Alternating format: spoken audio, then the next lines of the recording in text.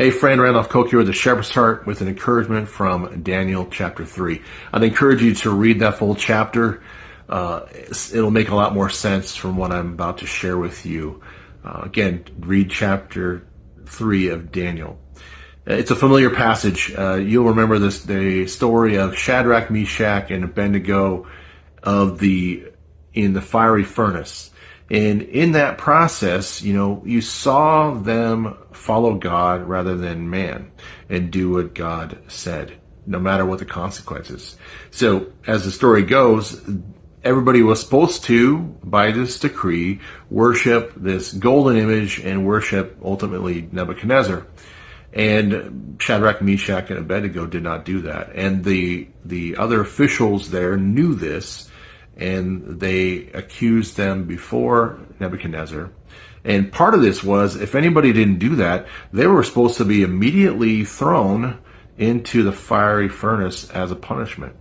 So Shadrach, Meshach, and Abednego didn't care. They were going to follow God. God said in the commandments, you shall not worship any other gods. You shall not make a graven image. And so they knew that. So they were going to honor God no matter what the consequences.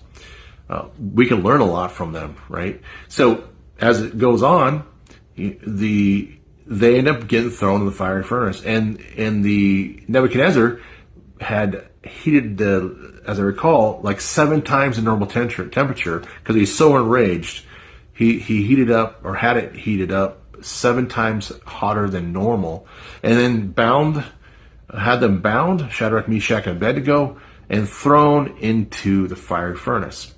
Well, some time passed, and they looked in there, and there wasn't just 3 people, there was 4. And they weren't burned, and they were walking around in the furnace. And they looked, they said, didn't we just throw 3 people in there? And they said, yeah. But there was a 4th person, he looks like a god. Of course, to them, that's small g, which is not a god. So who that was is what we believe to be a pre-incarnate version of Jesus. Jesus was there with them in the furnace. He protected them because he knew they were following the commandment. They were being obedient to do the right thing. So they got out of the fire furnace, Shadrach, Meshach, and Abednego. And, as they back up a little bit, when they faced Nebuchadnezzar, they said, we're not going to worship you or your gods. So we'll take whatever punishment it is. So that's pretty amazing to me. They knew what the punishment was to be, and they did it anyways.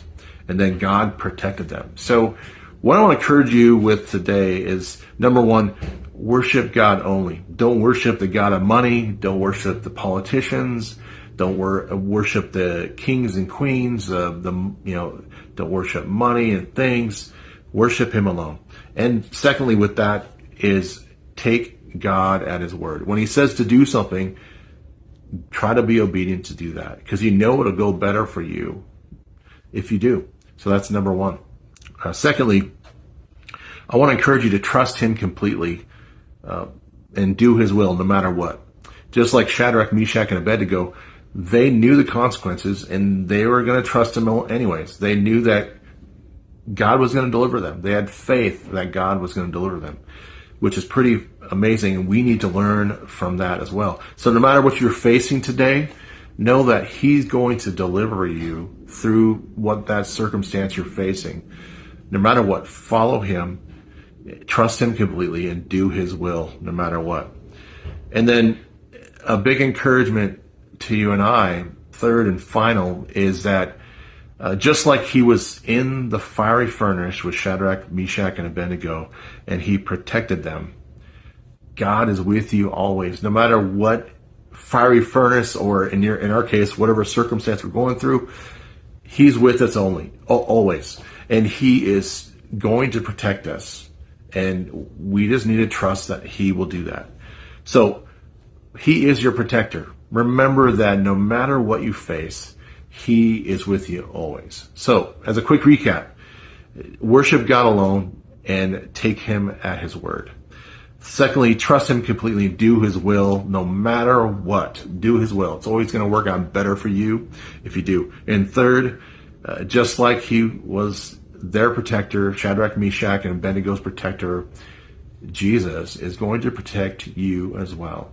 He is your deliverer. He is your protector. So be encouraged today. Get into the Word. Read Daniel 3 today and take heart in what he's saying there, knowing that no matter what you face, even if it means death, he's going to be with you always. So God bless you. You're in my prayers. Hope you're encouraged today in his word. And if you like this message, please like, subscribe, reshare, and follow wherever you're seeing this video.